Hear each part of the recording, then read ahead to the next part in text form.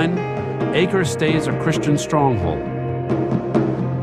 Jerusalem remains in Muslim hands, but Saladin guarantees safe passage for pilgrims of all faiths to the Holy City. And what about the true cross that Saladin refused to give up? Along with the Holy Grail and the lost Ark, it too is lost in the folds of time. After spending only a year and a half in the Holy Land, Richard departs for Europe empty-handed. Richard the Lionheart spent 5 years, mobilized all of Europe, bankrupted England to come to capture Jerusalem and the Holy Sepulchre, got to the gates of Jerusalem and decided to give it all up. But I don't think he thought of himself as a failure. Religious access to Jerusalem, forged by Richard and Saladin, outlives them both. But the winds of war will stir again, 100 years after their deaths. Once again, the curse of the Crusades falls on the port of Acre. Summer 1290. A century after Saladin and Richard make peace, the port of Acre remains the last major Christian foothold in the Holy Land. Here, Europeans trade goods and ideas freely with the Muslims. And I really think that this was part of the interaction that was taking place. So with the clash of civilizations, there was also an interaction, a dialogue of civilizations that was taking place, which is very interesting. But the dialogue soon breaks down as Muslim and Christian leaders renew their power struggle. The kings of Europe scrape together a motley force to support the Crusaders at Acre. 12,000 so-called Crusaders, mostly Italians, arrive in the summer of 1290. They're supposed to help preserve the peace. Instead, they end it. A German pilgrim remembers the troops' brutal entrance. They did no good, but abode by day and by night in taverns, and did much evil. At the end of August, the peace of Acre is shattered. The Crusader rabble go on a rampage. Anyone wearing a beard is considered a Muslim and killed on sight. News of the massacre soon reaches the new rulers of the Holy Land, Muslim warriors known as Mamluks. The Mamluk is a man who is of slave origin, purchased as a child or as an adolescent, and then is trained to a very, very high degree as a professional soldier, but he's also made literate. He's educated. He's not just a thug soldier. And when he's fully trained, he is released. A Mamluk army masses outside Acre's walls. Ultimately, some 200,000 warriors seal off the city.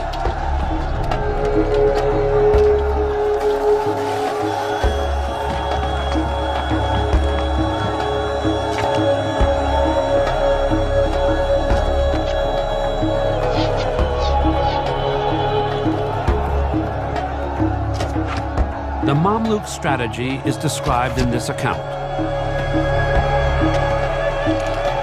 He pitched his tents, set up 60 machines, and without any respite, assailed the city with fire, stones, and arrows.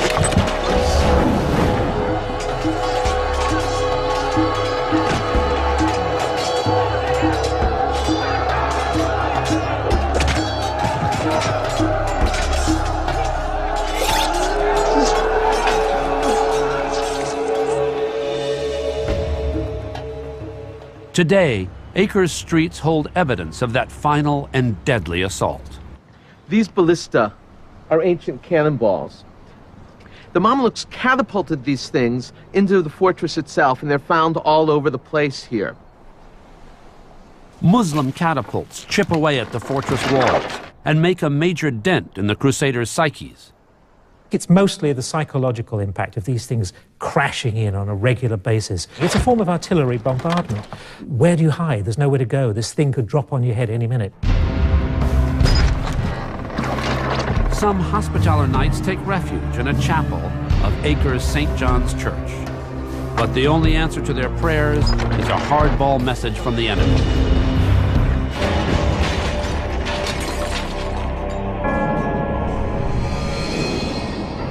archaeologists believe they have now found the floor of the chapel of St. John's Church. Eliezer Stern assumes the archaeological position. He'd like to know how the chapel was destroyed and what his hospitalers saw in their last hours. It's layer after layers of this broken glass. This is another color, maybe brown or red glass. Along with bits of glass is a clue to how the church was finally destroyed.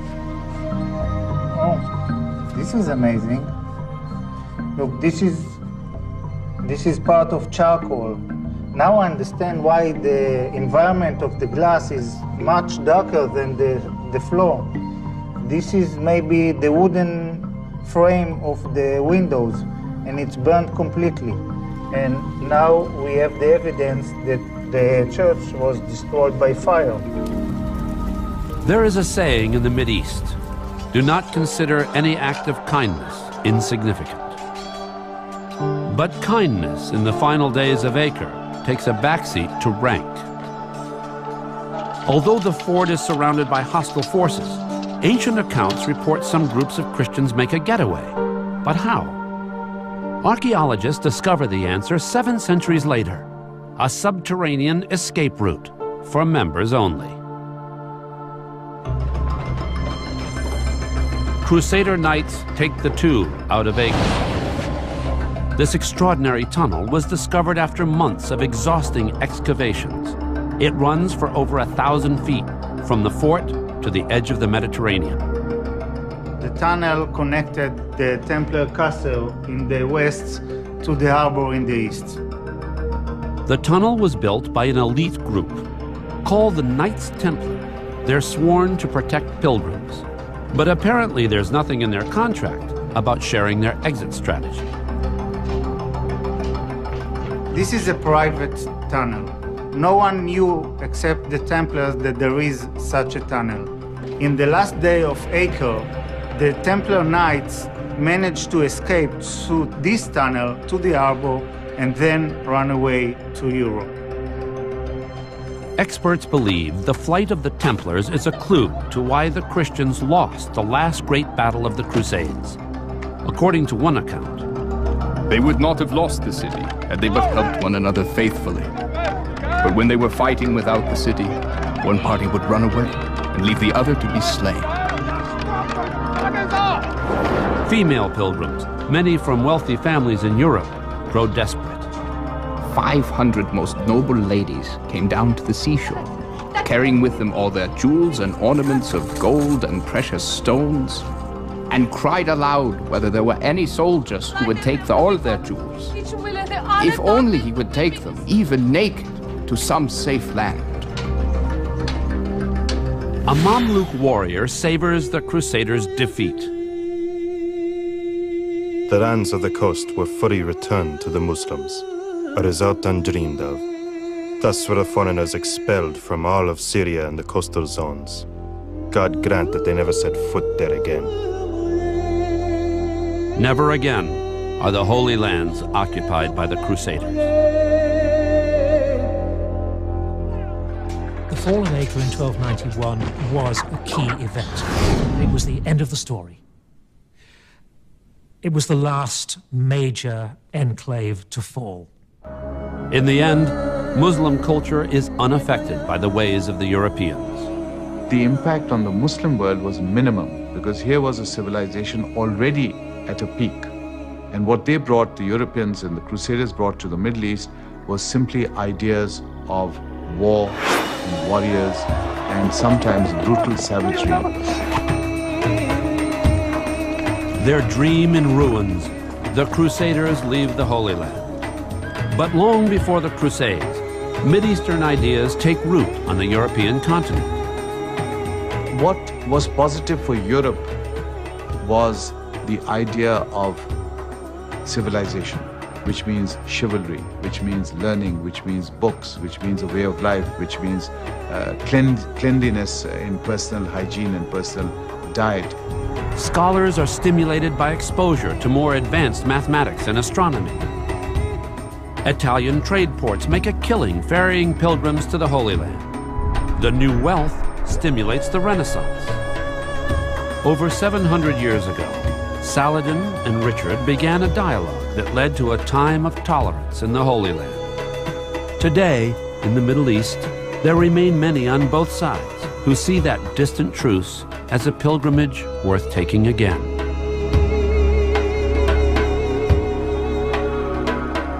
In the same streets where Muslim and Jew were cut down by crusaders, they now hope for peace and an end at last to an unholy war. Of war will stir again, 100 years after their deaths. Once again, the curse of the Crusades falls on the port of Acre. Summer 1290. Acre stays a Christian stronghold. Jerusalem remains in Muslim hands, but Saladin guarantees safe passage for pilgrims of all faiths to the Holy City. And what about the true cross that Saladin refused to give up? Along with the Holy Grail and the lost Ark, it too is lost in the folds of time. After spending only a year and a half in the Holy Land, Richard departs for Europe empty-handed. Richard the Lionheart spent 5 years, mobilized all of Europe, bankrupted England to come to capture Jerusalem and the Holy Sepulchre, got to the gates of Jerusalem and decided to give it all up. But I don't think he thought of himself as a failure. Religious access to Jerusalem, forged by Richard and Saladin, outlives them both. But the